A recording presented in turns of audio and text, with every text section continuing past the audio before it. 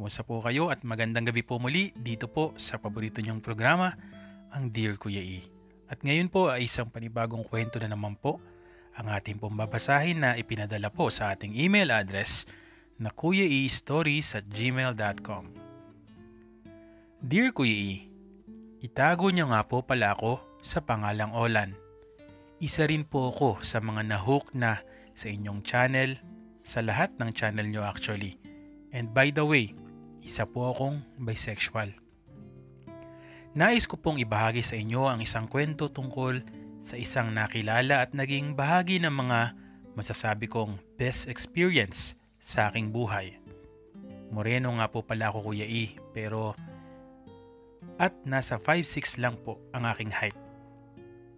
Kung sa itsura naman po ay hindi ako ganun kagwapo, pero sabi nga nila ay malakas ang dating ko dahil sa aking magandang mata at super pulang labi. May ex po kong dinalaw Kuya E na itago natin sa pangalang Diego. Pero hindi po siya ang laman ng aking kwento Kuya E, kundi ang kanyang naging bagong boyfriend.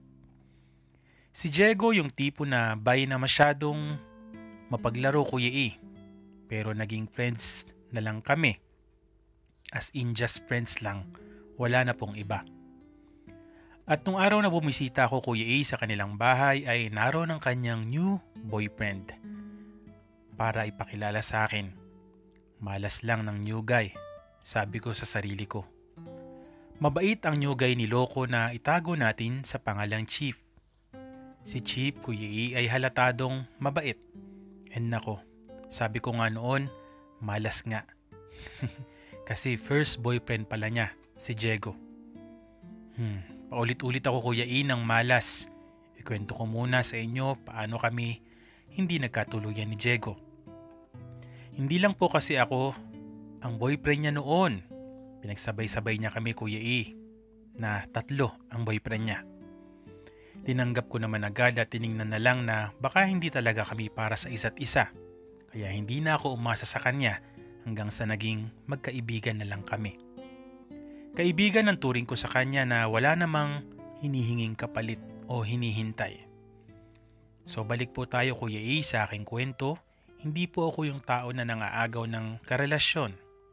Pero iba kasi si Chief. Hindi rin naman siya ganun kagwapo pero may mata siya at tingin na pamatay, nakakaakit. Dati-rati kapag yayayain ako ni Diego sa kanila na may ibang kasama at magiinom, hindi ako pupunta Kuya E. Pero nung nakilala ko na si Chief, hindi ko na mapigilan ang sarili kong hindi pumunta doon. Para lang makita si Chief. Hanggang one time, dumating ang pagkakataon na magkakaroon pala kami ng oras ni Chief na magkasama. Napapansin ko noon na may ka-textmate si Diego Kuya E na tila hindi mapakali. Hanggang sa nagpaalam ito sa amin na may importante raw na kailangang gawin. Pero babalik din daw siya agad kaya huwag kong iwan si Chief. Sinabi ko kay Diego na kung may imimit na naman na lalaki ay wag na niyang ituloy yun dahil napakabait ni Chief. May gusto ka pa sa kanya? Tanong ni Diego sa akin. Sabi ko kung sabihin ko sa'yo na oo. Mabait kasi siya at alam kong loyal siya sa'yo kaya wag mong sayangin. Napakadali talagang hulihin ni Diego Kuya E. Kasi sa salita pa lang niya, obvious na may imimit nga. Pero ayoko naman nasirain Kuya E ng basta-basta ang relasyon nila para lang mapabuti o maagaw ko si Chip sa kanya. Nung araw na yun Kuya E, nagkwentuhan lang kami ni Chip ng mga buhay-buhay namin. Kahit medyo matagal na rin kami nag-uusap ni Chip, ay tila ba ilang pa rin siya sa akin. Pero sa mga kwento niya, doon ko siya lalong nakilala kung gaano siya kabuting tao, kabuting anak. At alam ko, hindi niya deserve na maloko lang ni Diego. Nang dumating si Diego Kuya E, ilang oras na ang nakalipas, halatang pagod dito at hindi ko maiwasan na mabadtrip talaga sa kanya na tipong parang walang nangyari. Alam ko, may ginawa siya. Hanggang lumipas pa ang mga araw Kuya E at buwan, hindi na ako ganun kadalas pumunta kay na Diego at kahit pa yayain niya ako. Hindi dahil sa umiiwas ako kay Diego Kuya E, kundi umiiwas ako kay Chip na kapag nakikita ko ay tila ba lalong tumitibok ang puso ko. Yes, Kuya E, na-inlove na ako sa jowa ng ex ko. Hanggang sa isang araw, Kuya E, tinawagan ako ni Diego at nalaman ko na hiniwalayan daw siya ni Chip. Ayokong maging masamang kaibigan sa kanya pero sinabi ko sa sarili ko na buti nga siguro yun. Hanggang sa nagpunta ako sa kanila upang alamin ang nangyari. O ayun pala, Kuya E, nahuli siya ni Chip. Nakipag-meet sa iba, sinundan at yun, booking. Walang masabing dahilan si Diego dahil booking na booking siya nang makitang papasok sa isang malamig na lugar na ang paalam niya noon ay may company meeting. Nag-inom kami ni Diego, Kuya E, at nang malasing ay may gusto yatang mangyari sa amin.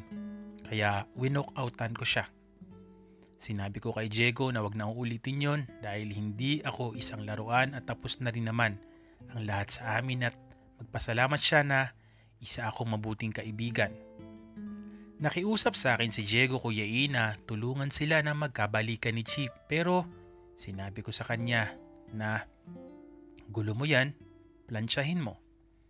Ayaw raw kasing makipagbalikan sa kanya ni Chip, Kuya E. Sabi ko sa sarili ko, ayan, yan na pala mo. Hindi ko naman akalain na magbabanta pala si Diego. Well, ang ugali niya kasi ay parang gusto niya na lagi siya ang masusunod. Tinakot niya si Chip na magpapakamatay siya. Well, uminom ba naman ng gamot, Kuya E, pero hindi naman siya natuluyan. Akala niya, Kuya E, sa ganong paraan ay makikipagbalikan sa kanya si Chip. Well, tumalaw naman si Chip sa kanya. Inaabot niya ang kamay ni Chip, nakita ko yon. Pero nakita ko na ayaw na talaga ni Chip.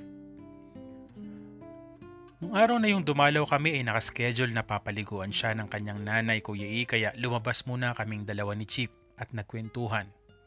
Doon sa isang tindahan sa labas ng ospital. Kumusta ka? Tanong ko kay Chip. Okay naman. Yan talagang kaibigan mo, tinakot pa ako. Pero makikipagbalikan ka ba sa kanya? Uwi ka ako kay Chip. Hindi na siguro. Ang dami kong nalaman sa kanya. Palagay ko hindi niyan magbabago. Saka nalaman ko pa yung iba niyang ugali. Ayoko naman magpatuloy sa relasyon na ganito. May lamat na rin. Sa bagay, desisyon mo yan. Sabi ko sa kanya. Teka, ikaw pala kumusta? Sobrang tagal na nating hindi nagkita. Hindi ka na rin kasi nagpaparamdam sa amin itong mga nakaraang buwan. Busy lang kasi ako. Sabi ko kay Chip. Busy daw o umiiwas ka lang kay Diego? Uy, hindi ko alam na mag-ex pala kayo ha. Sabi ko, sorry hindi ko nasabi. Pero wala na kasi yun. Wala na sa akin yun at sa amin kaya hindi na rin siguro dapat pang pag-usapan o sabihin. Pero hindi ako umiiwas sa kanya. Wala naman akong kasalanan sa kanya. So kanino ka nga umiiwas, sa akin? Wika ni Chip. Wala naman. Naging busy lang talaga ako. Pagsisinungaling ko. Okay. Sagot sa akin ni Chip na hindi ko alam kung naniwala o may question pa rin sa kanyang isip. Natagalan na rin kami ng pagkukwentuhan, Kuya E, sa labas at nagpasya na bumalik sa loob ng ospital. Walang kasama si Diego noon dahil lumabas daw ang kanyang nanay. Pumasok kaming sabay ni Chip na nagtatawanan. Nagulat naman ako sa bungad ni Diego sa amin. Ano, saan kayo galing? Nag-date ba kayo? Nagkamabutihan na ba kayo? Sabi ko, ha? Anong sinasabi mo? Lumabas lang kami kasi maliligo ka kamo. Kayo na ba? Dugtong ni Diego. Nagalit si Chip, Kuya E, at nagsabing, ewan ko sa'yo. Ang lakas ng tama mo ha, wala kaming ginagawang masama. Wika ko naman kay Diego. O di ba gusto mo kasi siya? At least may chance ka na, di ba? Napailing na lang ako, Kuya E, sa sinabi ni Diego. Well, tama naman siya. May chance ako pero hindi ko naman pa naisip yun noong mga panahon na yun. Kaya para walang gulo, lumabas na lang din ako ng room ni Diego noon. Nakasalubong ko rin ang mga pinsan niya, Kuya E, na dadalaw sa kanya. Kapag tinanong mo si Diego ano ang dahilan, ang isasagot niya sa iyo ay dahil ayaw makipagbalikan sa kanya ni Chip pero ang sabi naman ng kapatid niya ay trip lang daw niya.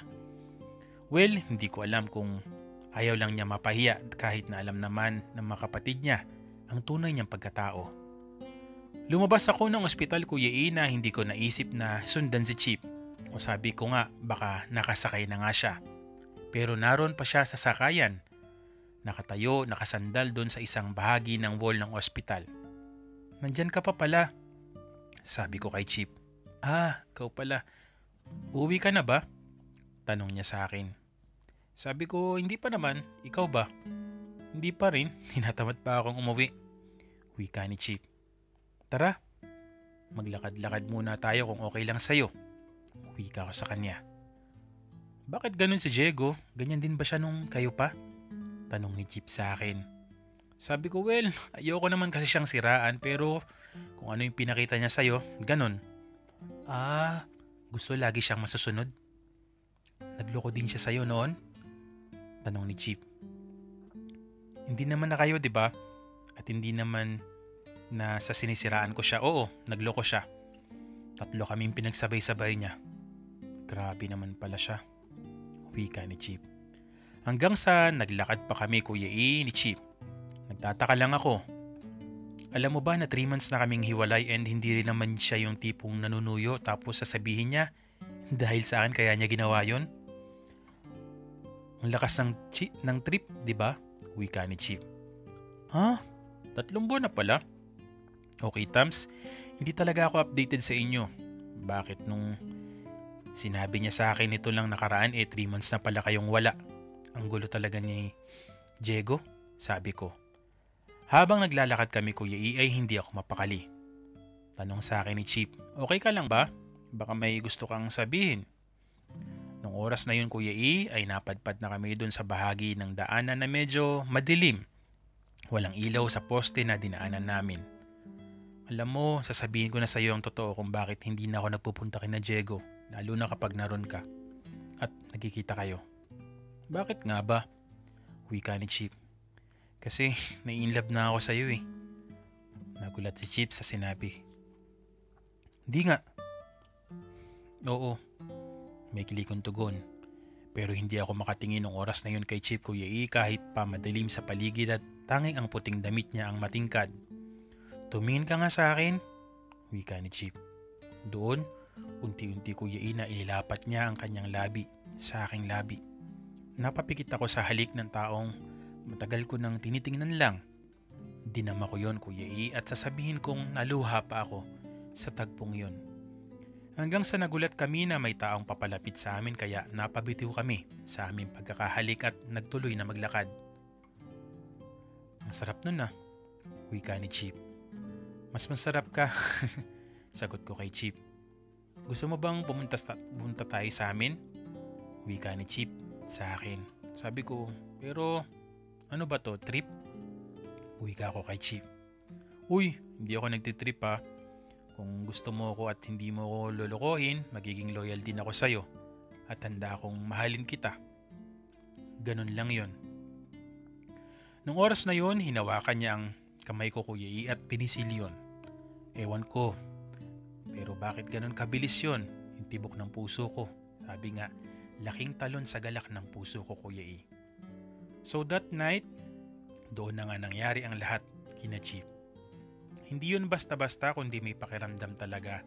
Ang bawat halik ay mayroong kahulugan.